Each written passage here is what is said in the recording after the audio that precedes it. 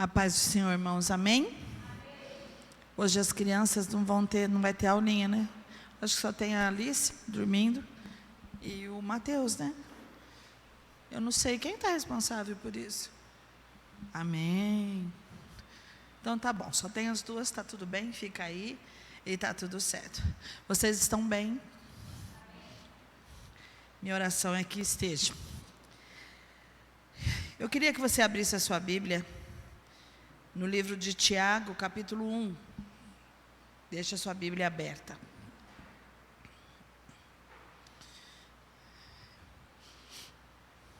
Tiago, capítulo 1. Sempre que eu vou fazer uma ministração, eu gosto de começar com uma pergunta. E, na verdade, quando eu faço uma pergunta, a minha intenção é que você comece a pensar, é que a sua mente seja direcionada para o assunto que nós vamos abordar.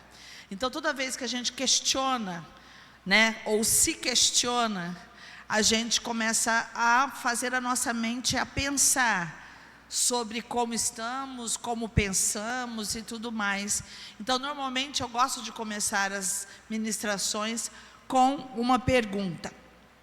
E a minha pergunta nessa noite é: quem aqui gosta de passar por provação? Levanta a sua mão. Quem gosta aqui de passar por provação? Ninguém? Alguém gosta? Pois então a resposta está errada. Você sabia disso? Estão todos completamente errados. Tiago 1, 2 e 4 diz assim, você pode acompanhar aí? Meus irmãos, considerem motivo de grande alegria o fato de passarem por diversas provações, pois vocês sabem que a prova da sua fé produz perseverança, e a perseverança deve ter ação completa, a fim de que vocês sejam maduros e íntegros, sem lhes faltar coisa alguma. A Bíblia nos afirma que nós devemos ter, não é alegria, é grande alegria, quando nós passarmos por provações. E o tema que Deus me deu dessa mensagem é provação, um bem necessário.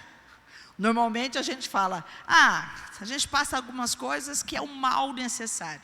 Não, provações é um bem necessário que nós precisamos passar. Para quê? Para que a nossa fé seja aprovada e que a provação dessa fé nos conduz à perseverança, e essa perseverança nos faz ter ação completa, de forma que nós nos tornemos mais maduros, mais íntegros, sem ficar em falta em coisa alguma. Então, a partir de hoje, eu quero que você e você que está em casa, se alegre com as provações. É ruim, hein, pastor? Complicado. Complicado é sermos reprovados na provação. Mas quando nós entendemos sobre o que é provação, nós começamos a nos alegrar, e é um pouco sobre isso que nós queremos falar nessa noite.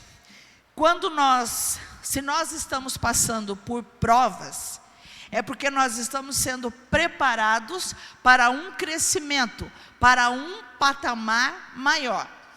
Na escola, por exemplo, para nós passarmos de série, passarmos de ano, nós fazemos prova. Então, mas ninguém gosta. Ninguém gosta, mas é necessário. Porque se você não fizer a prova, você não passa de ano.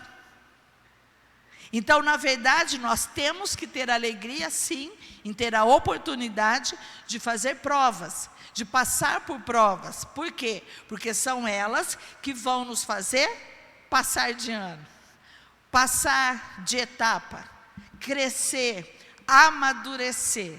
Sem prova, sem provação, nós não crescemos.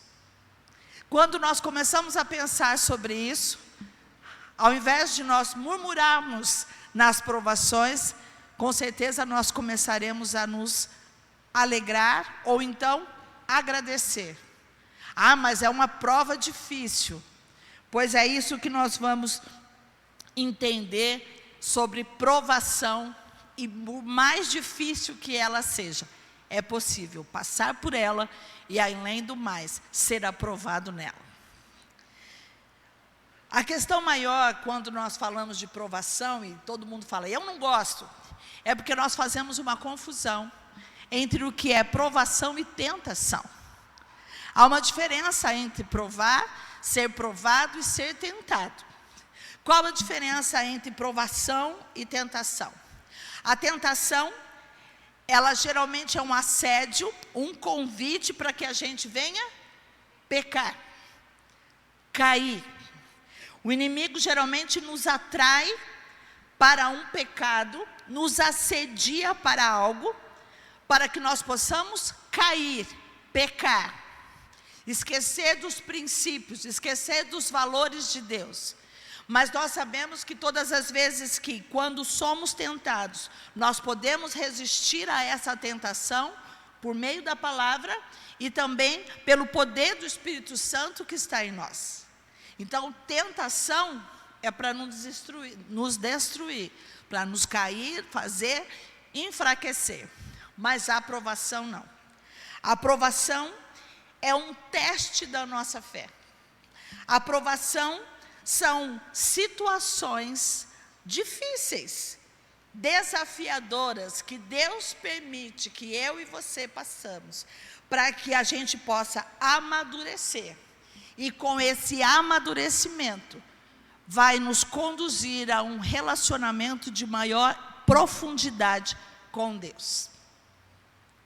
Se nós olharmos os homens e as mulheres da palavra, que são exemplos de fé, todos eles passaram por grandes provações. E foram exatamente essas provações que fizeram com que eles se aproximassem de Deus e que se tornassem heróis da fé para nosso exemplo. Então, quando nós passamos por prova, nós devemos louvar a Deus, porque é Ele que está permitindo essa prova. Mas Deus não nos tenta. Deus não faz nada para que a gente possa cair. Deus não faz nada que a gente possa, para nos destruir ou nos afastar, enfraquecer. Pelo contrário, as provas são para fortalecer. Ainda aí em Tiago capítulo 1, desce aí um pouco para o versículo 13 e 14. Olha o que diz, para que você entenda que provação vem de Deus. Quando alguém for tentado, não diga, esta tentação vem de Deus. Pois Deus não pode ser tentado pelo mal, e Ele mesmo não tenta ninguém. Mas as pessoas são tentadas quando são atraídas e enganadas pelos seus próprios maus desejos.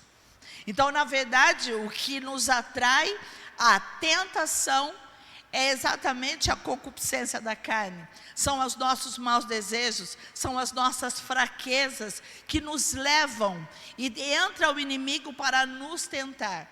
Mas Deus não faz isso. Deus não é tentado pelo mal e não tenta a ninguém. Mas sabe o que eu tenho analisado sobre a questão da provação? E, de forma geral, quando passamos e quando nós assistimos pessoas sendo passadas por provação, é que nós, às vezes, não levamos a sério a aprovação. Ao invés de nós vermos as situações que Deus nos permite passar como provas, sabe como é que a gente leva? Eu não sei aqui quem estudou cursinho, pré-vestibular, a gente começa a ver a prova como simulado, sabe? Quem aqui já fez simulado?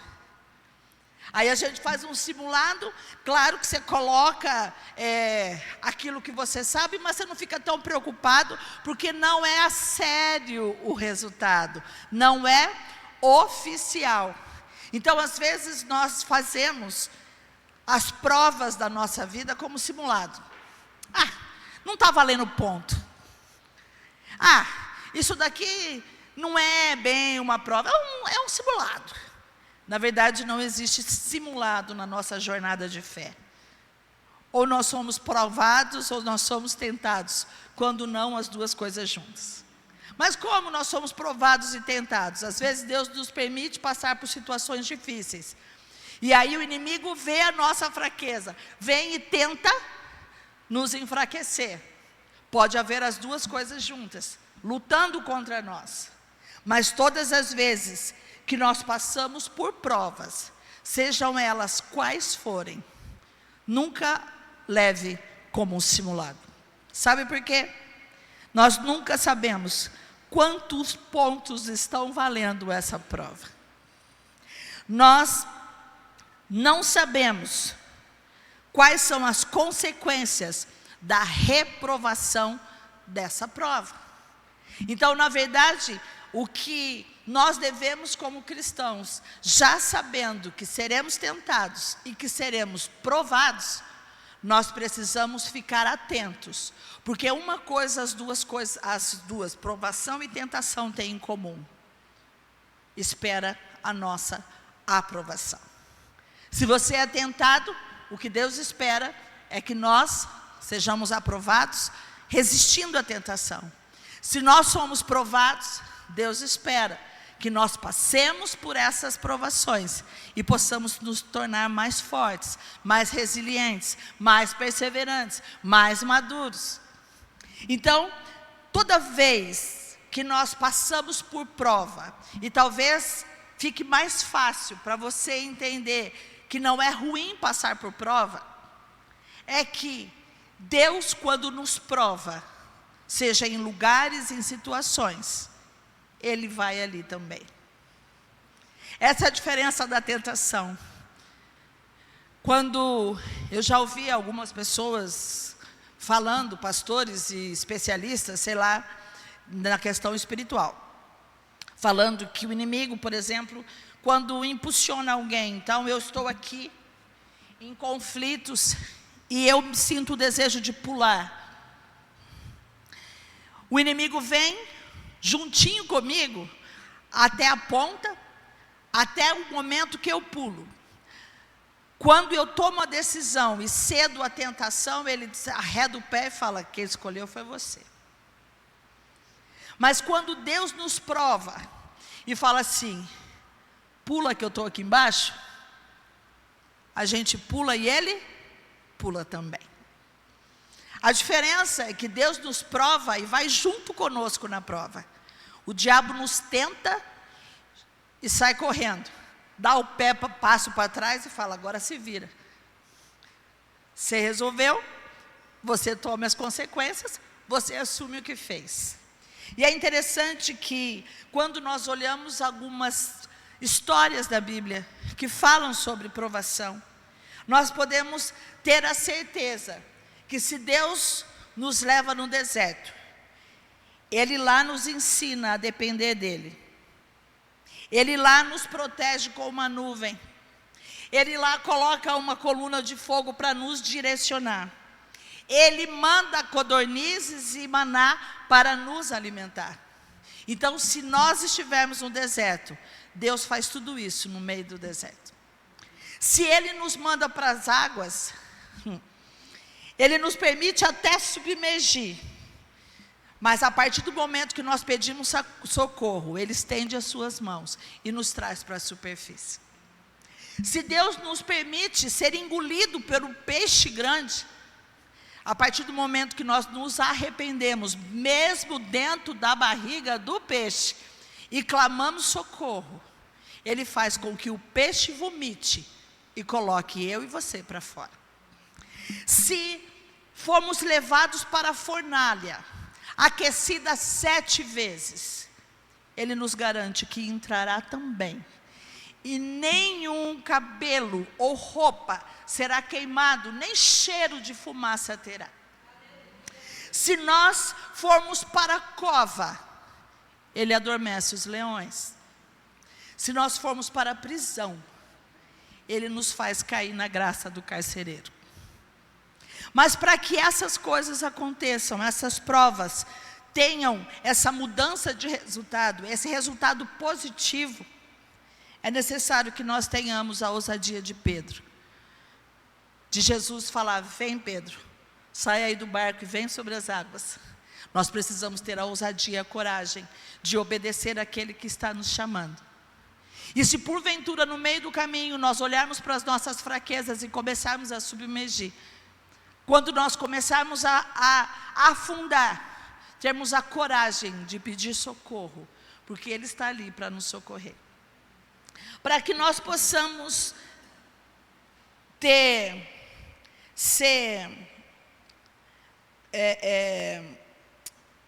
vomitado da barriga do peixe, nós precisamos fazer como Jonas. Até errou no caminho, mas a partir do momento que ele viu que o peixe o engoliu, ele falou: eu sei que é a desobediência que eu estava com Deus, Senhor, tem misericórdia, me dá mais uma chance.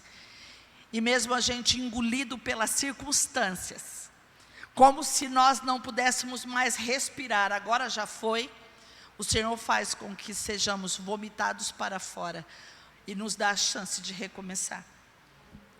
Quando nós estamos na fornalha, nós precisamos ser como Sadraque, Mesaque e Abednego, que não se curvaram com a estátua de ouro que o rei mandou fazer. Quando nós somos colocados na fornalha quente, testando a nossa fé, nós não podemos nos curvar a nada e ninguém, a não ser ao nosso Senhor. E se assim fizermos, Ele entra na fornalha junto. E é Ele quem nos protege. Se nós quisermos, ou formos lançados nas covas dos leões, você fala assim: nossa, será? Sim. Às vezes nós estamos rodeados de leões, querendo nos tragar, querendo nos matar. Circunstâncias, pessoas e tantas coisas. Mas nós precisamos ser como Daniel, um homem de oração. Tudo levava a Deus, tudo apresentava a Deus. E se nós formos levados pela prisão, nós temos que ser como José. Mesmo sendo levado para a prisão injustamente, ele manteve seu bom testemunho. Por isso que em todos os lugares que ele passava, ele era reconhecido como um homem diferente. E caía na graça de quem estava ali. E foi assim que de um escravo ele se tornou governador. Para que nós possamos entender as provas, nós temos que entender que Deus está em todos os lugares. Deus olha, vê, sabe tudo que acontece ao nosso respeito. Salmo 139, 7 a 12, diz assim, você não precisa abrir, eu vou ler. Para onde poderei eu escapar do teu espírito? Para onde poderia fugir da tua presença? Se eu subir aos céus, lá estás. Se eu fizer a minha cama na sepultura, também lá estás. Se eu subir com as asas da alvorada e morar na extremidade do mar, mesmo ali, a tua mão direita me guiará e me susterá. Mesmo que eu dissesse que as trevas me encobrirão e que a luz se tornará noite ao meu redor, verei que nem as trevas são escuras para ti. A noite brilhará como o dia, pois para ti trevas são luz. Quando nós entendemos que, seja qual for as provações que nós passarmos, nós entendemos que Deus está junto e nós reagimos positivamente a essas provações, nós iremos ser aprovados. Mas aí, o que é que acontece?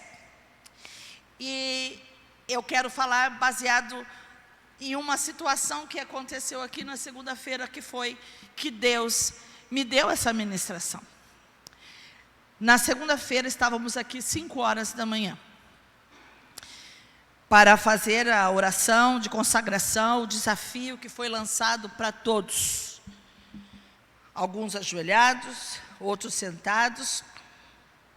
E de repente ali, voltados à oração, a gente ouve um grito pavoroso da Diana. Imediatamente, cada um teve uma reação. Uns correram, outros subiram na cadeira, nem sabiam o que era, né, Thalita? Outros ficaram achando que alguém tinha passado mal, e alguns acharam que alguém tinha se endemoniado ainda. Porque a Diana fez um grito que todo mundo reagiu àquela situação. E aí o rato, aquele miliante, não sei de onde, porque aquilo é o capeta, né? Não tinha por onde ele entrar aqui, sei lá. Ele veio e ainda disseram, engraçado, que eu estava orando naquele momento para a igreja. Eu estava orando por cada um que aqui estava. Especificamente.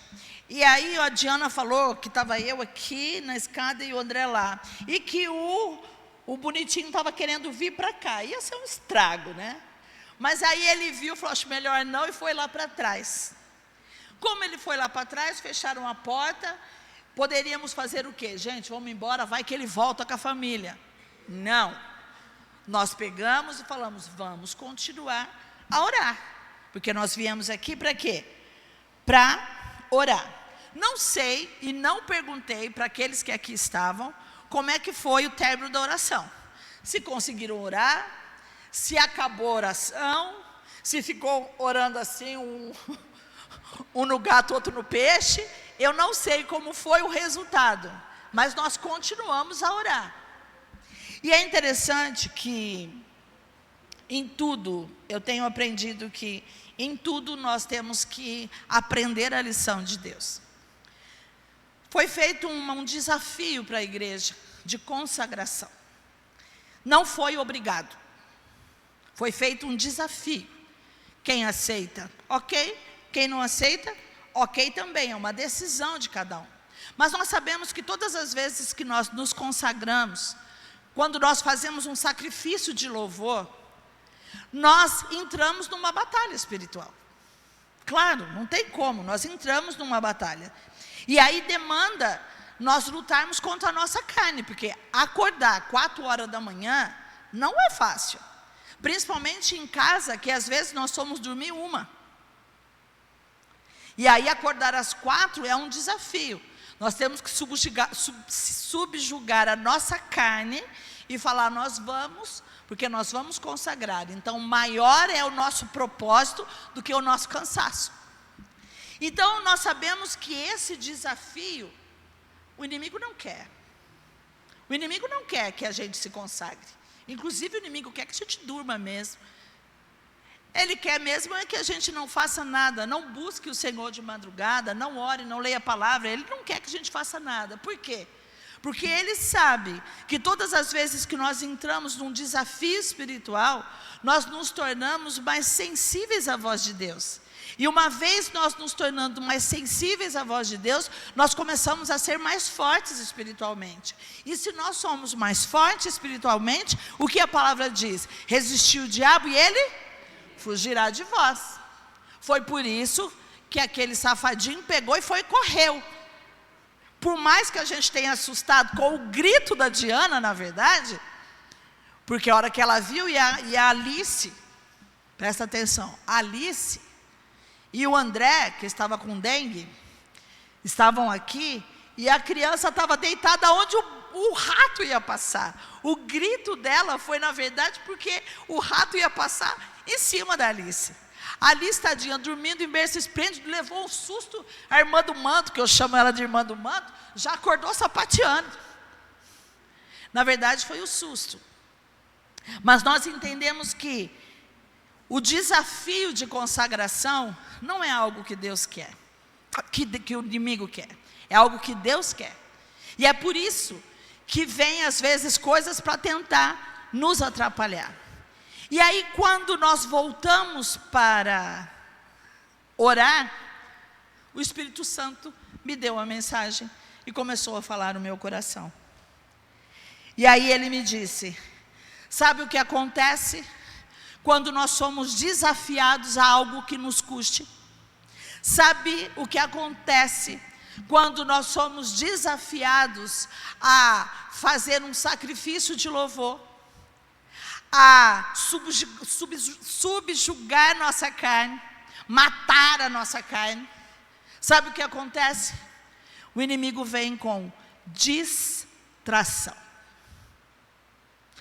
Todas as vezes que nós estamos sendo provados por Deus, passando por alguma circunstância, ou quando nós nos desafiamos a alguma coisa com Deus, o inimigo usa a estratégia da distração. E foi exatamente o que ele quis fazer naquela hora. Nos distrair, porque ele sabe que a oração do justo pode muito em seus efeitos. Ah, pode nada, tem gente que vem aqui e quase está dormindo. Não importa, já valeu o sacrifício de ter vindo. Deus entende, não estou dizendo que é para você vir dormir, mas tem momentos que nós estamos tão cansados que você não consegue, mas eu vou, assim mesmo. Por quê? Porque eu quero desafiar a minha carne, eu quero subjugar a minha carne, eu quero matar a minha vontade, para fazer a vontade de Deus.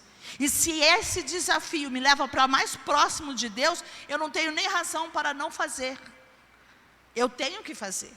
Aí talvez você esteja pensando, nossa pastora, está dando indireta para nós, hein? Não estou fazendo isso não, tá? Sabe por quê? Porque se você não vem aqui, você pode fazer na sua casa, e provavelmente lá não tem rato.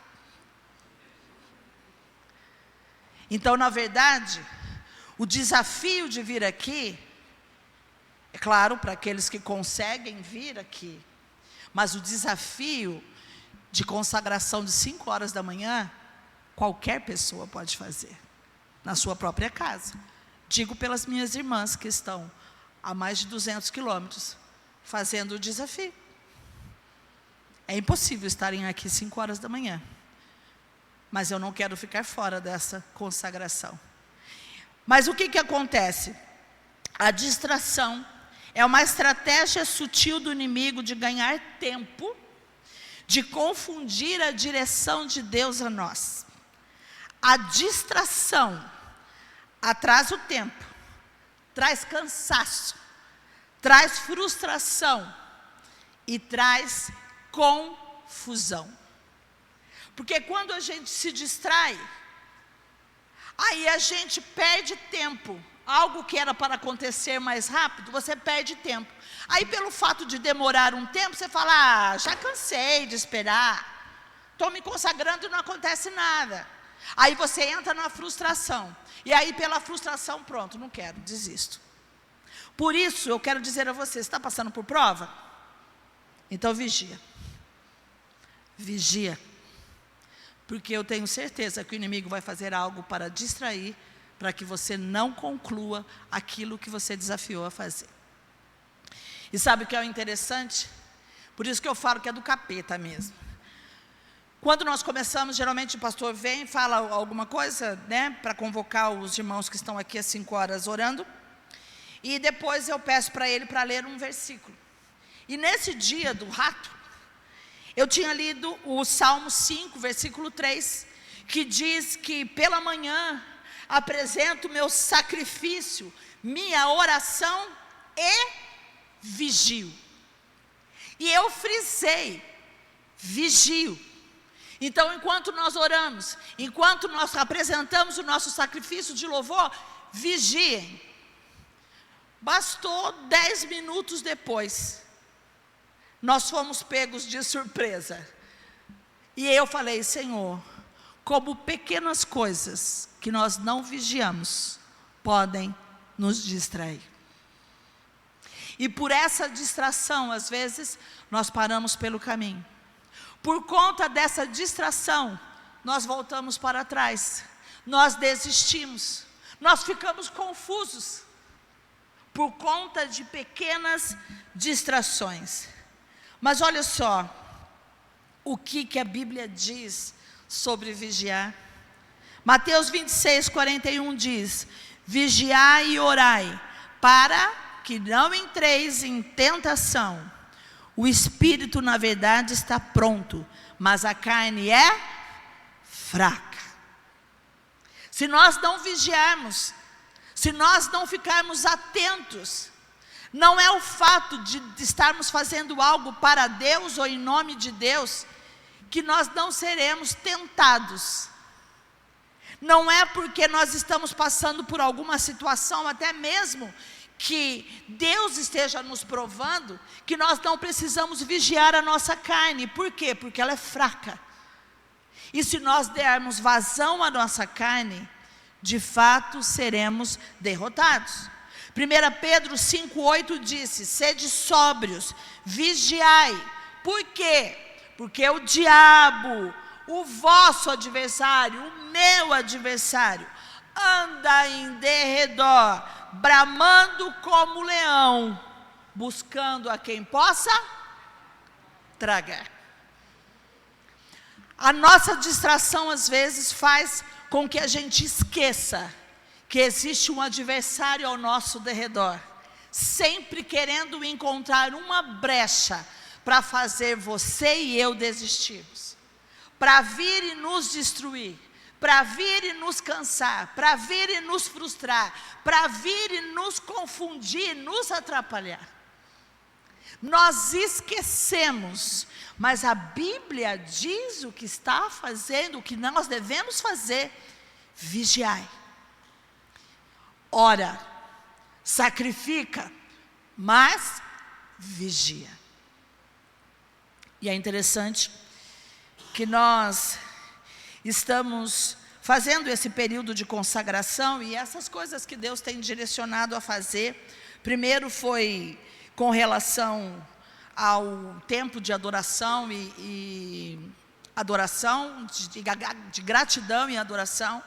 E agora o pastor, pela direção do Senhor, fez essa oração de 5 da manhã de consagração.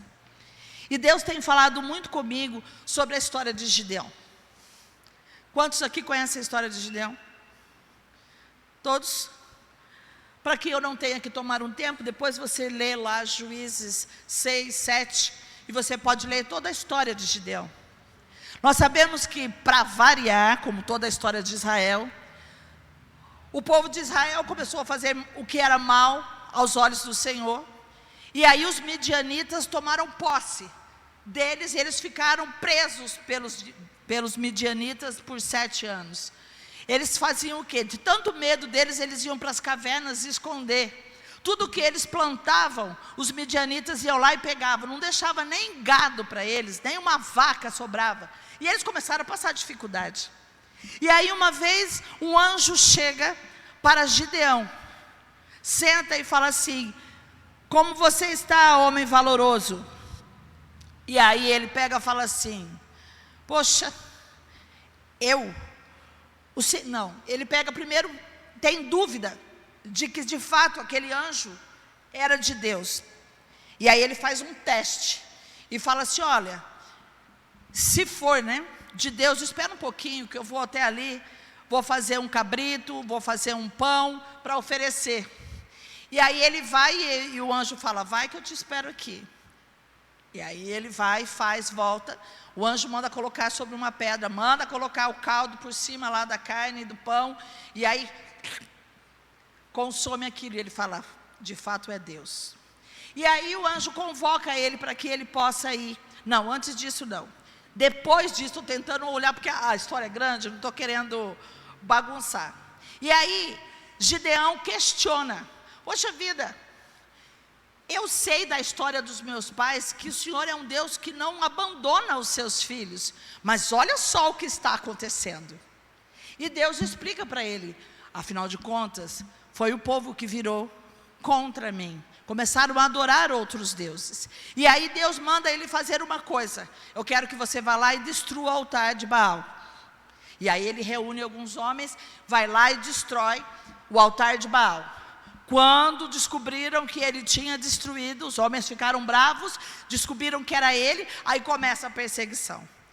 E aí ele junta um monte de homens, um exército, como era normal, né? Toda vez que eles tinham algum problema, eles se aliançavam uns com os outros povos, ele se aliançou. Mas antes disso, quando Deus falou que ele era valoroso e que ele ia usá-lo como alguém que ia libertar Israel, que ia resgatar Israel, ele falou: eu, Deus, a minha família é a mais pobre da minha linhagem ali, e eu sou o mais insignificante deles, eu não posso. Mas aí Deus pega e fala que era ele que deveria fazer. Então ele faz uma prova com Deus, e vocês conhecem a história, quando põe a lã, e aí ele fala: se a lã estiver molhada e tudo estiver seco, é o Senhor que está falando comigo. Aí ele faz. Aí, se não bastasse, ficou ainda em dúvida, vou fazer o contrário. Então a lã tem que estar seca e todo ao redor tem que estar molhado. Deus pega e faz isso daí. Bom, então é Deus mesmo. Então eu tenho que me reunir e vamos enfrentar os midianitas. Só que daí começa o interessante. Gideão, nessa ocasião, tinha 32 mil homens. 32 mil homens. Aí sabe o que Deus fala para ele? Tem muita gente. Como assim? Tem muita gente. Eu imagino que Gideão falou assim: bom, tem muita gente, claro, porque o outro exército também tem muita gente. E Deus fala assim: tem muita gente, porque se vocês ganharem com esse monte de gente, vocês vão achar que foram vocês que venceram essa batalha, e não fui eu que os fiz vencer. Então ele pega e diz: tirem todos os tímidos, os medrosos, todos aqueles que foram chamados, mas têm medo daquilo que foram convocados. Tira todos eles. Sabe quantos saíram de 32? 22 mil. De 32 mil, 22 mil estavam medrosos, com medo de enfrentar aquele desafio. Ficaram 10. E aí Deus fala assim: ainda tem muita gente, precisa ainda peneirar mais um pouco. E aí faz o desafio de levá-los às águas. E aí faz o teste. E olha que interessante. Dos 32, 22, 10 mil, fala: pô, de 32 eu faço parte dos 10. Não estou fraco não. Só que nós temos que entender que nós precisamos vigiar e não nos distrair. Olha o teste, que de repente aqueles 10 mil acharam que era simulado. Vão lá beber água. Aqueles que estavam com consciência que estavam em batalha, pegavam a água e traziam até a boca. Os que estavam distraídos e não vigiando, ajoelhavam e bebiam da água. Para quem está em alerta, se você ajoelhar, coloca então, a arma está aqui, você já tem que pôr no chão para você ajoelhar. Se você abaixar a cabeça, você não está vendo quem está ao redor. Mas se você fizer assim, você não precisa de tirar a sua arma, e você pode, beber a água vigiando. E baseado nesse pequeno teste, sobraram 300 homens. De 32 mil, somente 300 homens. E o que nós aprendemos então, e o que Deus tem falado ao meu coração sobre a história de Gideão, e sobre nós, povo de Deus, que temos sido convocado a uma vida de santidade. Nós, povo de Deus, que temos sido convocados a buscar a face do Senhor e não as mãos, buscar aquilo que Ele quer e não aquilo que nós queremos. O que eu estou aprendendo sobre a história de Gideão, sobre quando nós lançamos desafios, ou quando Deus nos coloca em prova para que nós possamos amadurecer. Primeira coisa, Deus escolhe quem Ele quer. E se Ele escolheu Gideão, o menor da casa do seu pai, é porque Deus gosta de escolher os improváveis. Porque aqueles que acham que são, Deus deixa claro que nada são. Mas Deus conta com o improvável, que fala, eu? Impossível, eu não tenho condição. E de fato você não tem condição, porque você vai na minha força. Você vai debaixo das minhas mãos. Uma coisa que eu aprendo, de 32 mil ficarem 300, é que às vezes nós achamos que é a multidão que vai nos fazer vencer. E esquecemos que nós e Deus somos maiores. Às vezes nós achamos que vamos vencer as nossas batalhas, porque tem um monte de gente nos apoiando. E posso dizer uma coisa, normalmente quando estamos sendo provados por Deus, não tem tanta gente assim nos apoiando, para fazer a vontade de Deus. Normalmente, nós temos a maioria que nos leva distante, para se afastar. Nós não precisamos de multidão para nos apoiar. Trazendo para a oração ou para qualquer desafio, seja na igreja ou seja na sua vida pessoal, você não precisa que alguém vá para você ir, basta que Deus te chame, vá você. Porque Ele disse que se você for, Ele vai também. Se viesse somente eu e o pastor orar aqui, está tudo bem. Porque Ele nos chamou e nós viemos. Só nós dois, já somos a maioria. Eu, Ele, Pai, Filho, Espírito Santo. Preciso de mais o quê? Sabe outra coisa? Deus manda tirar os tímidos e os medrosos. Nós não podemos lutar as nossas batalhas com pessoas que estão desabilitadas ao nosso redor. Sabe por quê? Porque elas vão nos fazer perder a batalha. Nem todas as nossas batalhas nós podemos compartilhar com qualquer pessoa. Porque a maioria das vezes, essas pessoas, ao invés de nos ajudar, elas nos trazem peso. Elas fazem a gente retroceder. Elas confundem a nossa mente. Nós não podemos travar batalhas com quem está desabilitado, distraído. E sabe outra coisa, para finalizar? Os que trouxeram água à boca estavam preparados. Os que ajoelharam para beber ficaram em posição de distração. Pequena distração nos faz sermos reprovados. Com isso, só sobraram 300 de Gideão. E a minha pergunta para você nessa noite é: você tem alegria nas provações? Já me responderam que não. Então eu quero pedir outra coisa.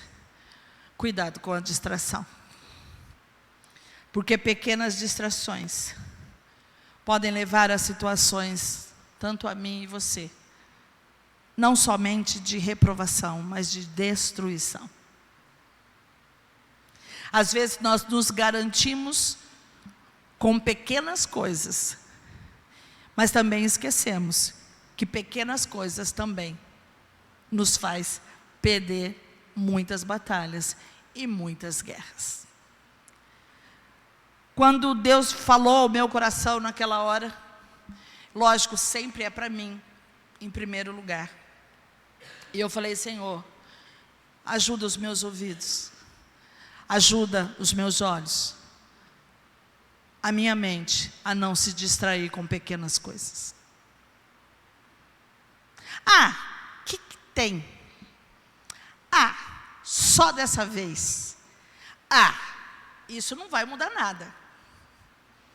E de repente é nessa pequena distração que você reprova a prova que Deus permitiu para que você pudesse crescer um pouco mais. Eu quero que você fique em pé.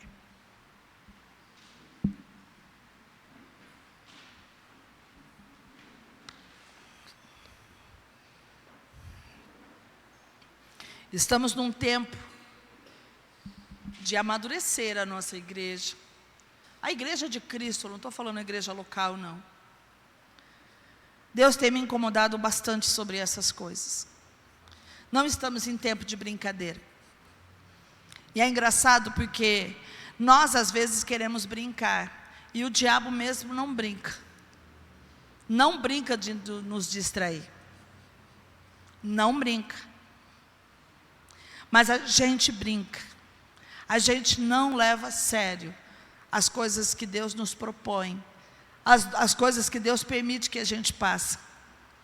Nós precisamos um pouco mais de seriedade. Às vezes as suas más conversações têm distraído você. Às vezes a sua preguiça tem distraído. Às vezes as suas brincadeiras. Às vezes o seu cansaço. Às vezes o seu medo. Às vezes a sua timidez tem feito você se distrair. Deus não nos coloca à prova para nos destruir. Ele coloca-nos à prova porque Ele sabe que nós podemos vencer e crescer e melhorar, amadurecer. Mas não esqueça nunca que o inimigo está ao nosso derredor, bramando, rodeando, esperando que eu e você demos uma pequena brecha para que ele possa vir nos tragar. Que você, a partir de hoje, possa começar a avaliar um pouco mais como tem sido a sua vida cristã. Como é que você está levando as coisas de Deus? Como é que você está vendo as coisas que Deus permite na sua vida? Você está sendo aprovado? Ou você está sendo distraído? Eu não posso responder isso por vocês, mas eu posso responder por mim aquilo que eu estou fazendo de certo e também de errado. Então eu creio que Deus tem sido amoroso conosco, nos ensinando a nos analisar um pouco mais. Nesses dias eu tenho vencido as minhas batalhas em adoração. E eu estava ouvindo uma música do Eli Soares que fala: o melhor lugar do mundo é estar na presença do Senhor. O melhor que eu posso fazer para vencer é adorar. E uma vez que eu adoro, o meu coração se torna sensível. E o meu coração sensível, eu ouço a voz de Deus. E se eu ouço a voz de Deus, eu quero obedecê-lo. E eu gostaria que nós pudéssemos fazer isso, para que nós pudéssemos ser uma igreja mais madura, para que nós pudéssemos viver coisas maiores do que temos vivido. Parar de contentar com esse raso. Parar de contentar com assim tá bom. Não mexendo comigo tá tudo bem, Bruno. Nós sabemos pouco da palavra. Para quê? Senhor, meu pastor, nada me faltará, já está bom. Não está bom. Vem na escola dominical aprender. Pelo amor de Deus, estou fazendo igual a Duda. Pelo amor de Deus, gente. Venha na escola dominical. Venha aprender. Porque sozinho você não faz. E não adianta falar que faz, que não faz. Porque quem faz vem porque quer aprender mais. Vamos parar de ter uma oração infantil. Senhor, abençoa meu almoço, abençoa minha janta. Me cura.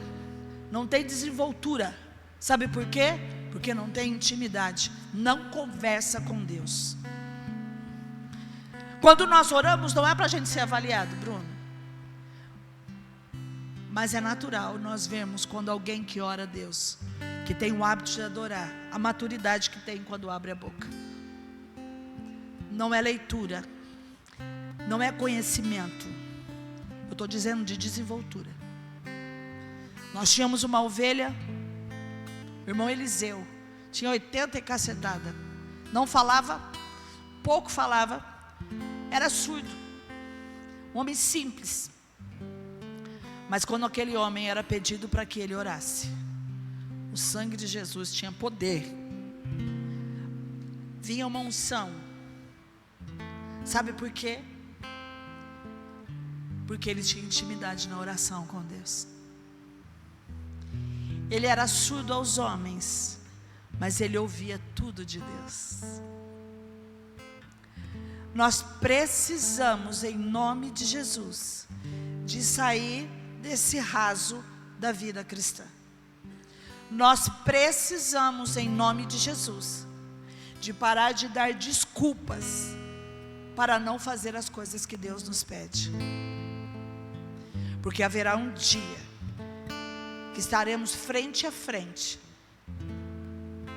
e eu creio que você e eu queremos ouvir: servo bom e fiel, no pouco foste fiel, sobre muito te colocarei, entra no gozo do teu Senhor.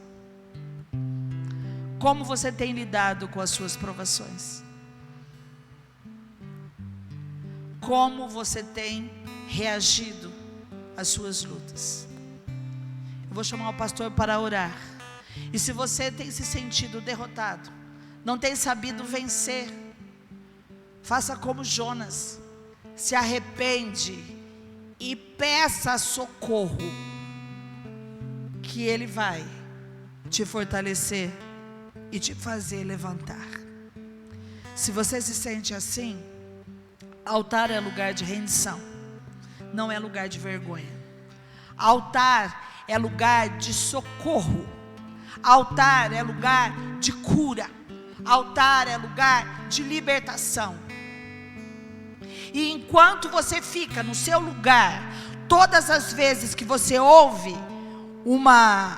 um chamado e fica preocupado com o que os outros vão pensar, não é o inimigo que te fez ficar, foi você mesmo que não decidiu tomar uma posição. Você está olhando para você de forma errada, e não tem problema nenhum você vir e dizer: Senhor, me socorre. Melhor que você peça socorro do que você ficar se enganando, porque senão vai nadar e vai morrer na praia. Vai morrer na praia. Desperta, igreja. Ei, desperta, igreja. Desperta. Buscai ao Senhor enquanto se pode achar, invocai-o enquanto está perto. Haverá uma hora que você vai buscar e não vai achar. Então não perca tempo. Só você pode avaliar a sua vida.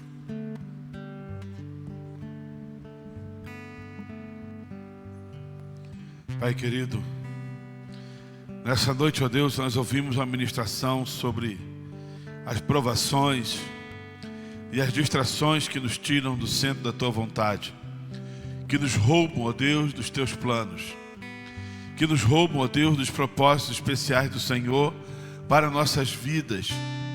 Às vezes, ó Deus, nós permitimos sermos distraídos, porque as águas na qual nós estamos mergulhando na Tua presença são águas rasas. Porque quando nós mergulhamos no profundo, nada mais importa, nada mais o que está ao nosso redor, barulhos, sons, nada, movimentos, acusações, nada mais importa, porque estamos tão inseridos na Tua presença, tão mergulhados na Tua presença, que nada consegue nos distrair, porque o mais importante é aquele na qual nós buscamos.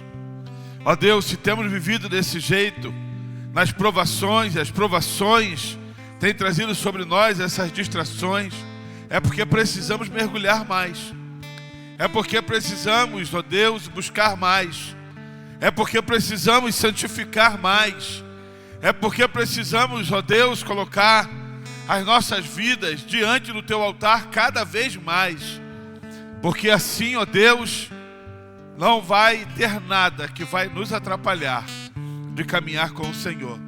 Nessa noite, ó Deus, eu quero colocar cada um no Teu altar e pedir, ó Deus, a Tua bênção sobre a vida dos meus irmãos, ó Deus, sobre aqueles que estão aqui no altar, buscando ao Senhor e entendendo a importância de orar, de buscar, de consagrar-se, de buscar ao Senhor, de se consagrar a Ti.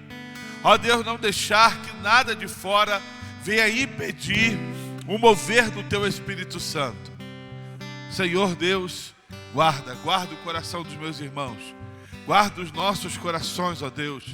Às vezes somos levados por ventos que nos distanciam do Senhor. Às vezes palavras de terceiros, de outras pessoas, nos distanciam do Senhor. Gideão podia ser roubado da tua presença se ele ouvisse a voz daqueles que talvez foram afastados dos 300, que não foram aceitos. Mas os olhos deles estavam tão fixos, porque a prova que ele pediu de Deus trouxe tanta convicção em seu coração, que nada iria atrapalhar o mover e o querer de Deus na vida dele.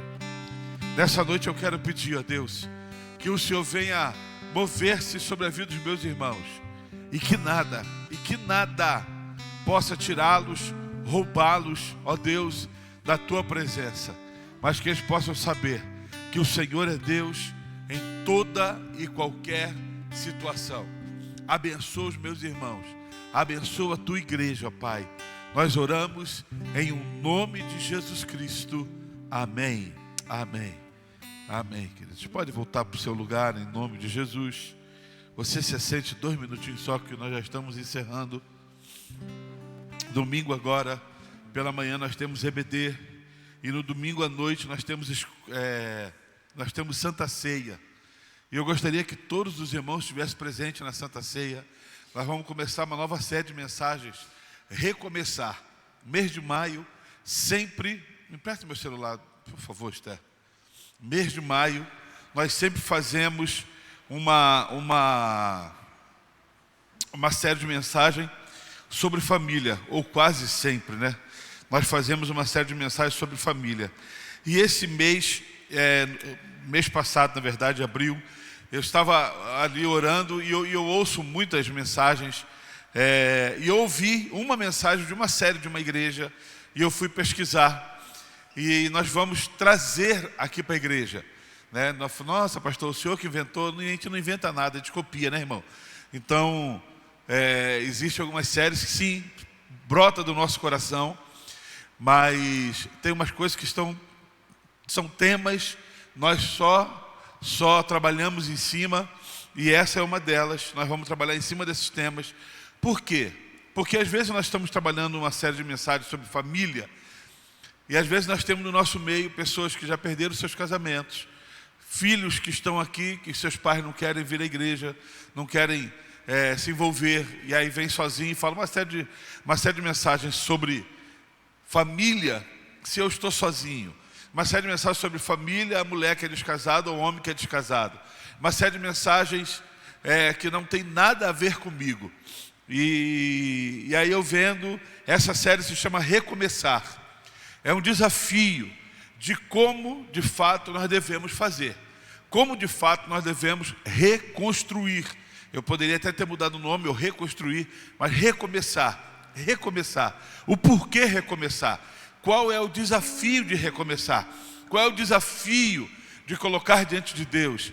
Às vezes traumas do passado, preste atenção nisso, traumas do passado impede com que você possa construir um novo.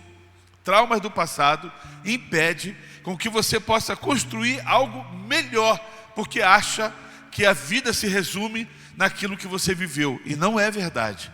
Em Cristo, Ele faz nova todas as coisas, amém, queridos? E nós cremos nisso. Então no domingo, na ceia, nós vamos começar essa série Recomeçar. Segunda-feira, dia 6, segunda-feira, dia 6, nós vamos começar um jejum na igreja. Ué, pastor, mas a gente já não está se consagrando? Meu Deus, assim eu vou para o céu. Queira Deus, não é verdade? Queira Deus que você seja arrebatado e seja levado. Pelo menos eu vou ter testemunho para o resto da vida para contar. Um irmão lá da igreja foi levado para os céus e não passou pela morte. Segunda-feira, nós vamos começar um jejum. Está aqui, ó, jejum de Pentecoste. Pentecoste e jejum, do dia 6 ao dia 19 de maio. Estamos usando os 2 versículos de Atos capítulo 2 para podermos nos respaldar, porque no dia 19 nós teremos o culto de Pentecoste. Chegando o dia de Pentecoste, estavam todos reunidos num só lugar. É o que vai acontecer nessa igreja, amém, queridos? Todos reunidos num só lugar. Todos ficaram cheios do Espírito Santo e começaram a falar em outras línguas, conforme o Espírito os capacitava. É o que nós temos orado, e esse jejum é justamente para isso. Nós temos nos consagrado às 5 horas da manhã. Amanhã, estamos na metade do jejum amanhã. São 12 dias de consagração. Amanhã vai ser o 6º dia, e na segunda-feira começamos o jejum consagrando a nossa vida. Dia 23 de maio, é uma quinta-feira, estará aqui na igreja aquele casal cheio da graça. Sabe, que veio aqui, que foi só para casais, mas agora eles vêm para toda a igreja. Jovens, adolescentes, ok, toda a igreja. Casal cheio da graça vai estar aqui dia 23 agora de maio, numa quinta-feira. O que nós precisamos? Que vocês convidem, que vocês anunciem. Vai ser enviado para vocês o panfleto, a arte lá, para vocês poderem divulgar. Divulgue, convide pessoas para poder estar nesse dia 23 de maio. E todo o mês de maio vai ser um mês voltado a nos reconstruirmos, a recomeçarmos um novo propósito de Deus em nossas vidas. Você crê nisso? Amém, queridos? Um novo desafio do Senhor para a minha vida e para a sua vida. Os traumas do passado não vão mais designar qual será o meu futuro, porque o nosso futuro está nas mãos de Deus. Vamos ficar de pé, queridos, para nós orarmos e encerrarmos a nossa reunião. Espero você na Santa Ceia. Não dá mole para o diabo e venha tomar Santa Ceia. Ai, pastor, eu não venho tomar Santa Ceia não, porque eu não estou muito bem com Deus. Aí é o dia de você vir mesmo. Você não está bem, deixa o couro comer, deixa Deus tratar, e aí você toma a ceia do Senhor. E isso é bom para mim e para você. Temos alguns irmãos da igreja doentes. O Rafael está enfermo, pegou dengue, porque Covid só pegou foi o Andrezinho, né, com o Andrezinho. Dengue. A Clarinha também, agora acabei de falar com ela, ela está melhor. Tem outros irmãos da igreja que estão com suspeitas. Devemos orar, né, irmãos? O mosquito está aí, está picando todo mundo, e quem não tem sangue não é picado, mas quem tem sangue está sujeito. E graças a Deus você tem sangue. Mas você pode repreender e passar, qual é o nome daquele negócio? Repelente. Passa o repelente lá, faça uma oração e fala: Jesus, me liberte de todo o pernilongo da minha vida. Ontem eu fui na casa do André e da Di, estou lá sentado, o pernilongo me pegou. Eu já comecei a suar frio, falei: ai meu Deus, eu estou sentindo que eu peguei dengue. Aí, foi só distração, irmão. Foi só distração. Não estou com dengue não. Mas o rato foi uma distração terrível. O rato foi do inferno. E eu fiquei orando assim, com o olho no peixe, o olho no gato. Falei: Jesus, tem misericórdia. Se esse rato volta, irmão. Só por Deus, né? Aí o Andrezão, espadachim da igreja, matou o rato com a faca que a gente corta pão. Depois, quando tiver cachorro quente na igreja, não, foi jogado fora a faca. O rato ficou de barriga aberta assim, ó. Vem em mim, André. Quando o André foi enfiar a faca, ele fez assim, ó. E não pegou. Pegou sim, matou o rato. O rato nessa hora está no inferno dos ratos. Vamos orar. Pai querido, eu quero te louvar por esse dia, te agradecer por essa palavra, por esse culto tão especial. Pedir a tua bênção sobre nós, ó Pai. Pedir a tua bênção, ó Deus, sobre a tua igreja. Leva-nos para nossas casas, que essa palavra continue. E quando nós passarmos por provações, ao invés de nós declararmos, ó Deus, que as provações estão acabando conosco, devemos sim prestar atenção nos ensinamentos e naquilo que o Senhor tem para nossas vidas, e não nos distrairmos, mas permitirmos que o Senhor nos use, ó Pai. Obrigado por esse desafio, ó Deus. Ó Pai, pedimos um final de semana cheio do teu poder, cheio da tua graça e do teu amor sobre cada um de nós. E amanhã, quando estivermos aqui às 5 horas da manhã, buscando a tua face, revela-te a nós, ó Pai. Revela o teu poder sobre nós. Enche-nos com a tua unção e graça. Nós oramos em nome do Senhor Jesus Cristo. E que a graça do nosso Senhor e Salvador Jesus Cristo, que o amor de Deus, o nosso querido Pai, e que a doce consolação do Espírito Santo seja presente com cada um dos irmãos, desde agora e para todo sempre. Você pode dizer amém, queridos?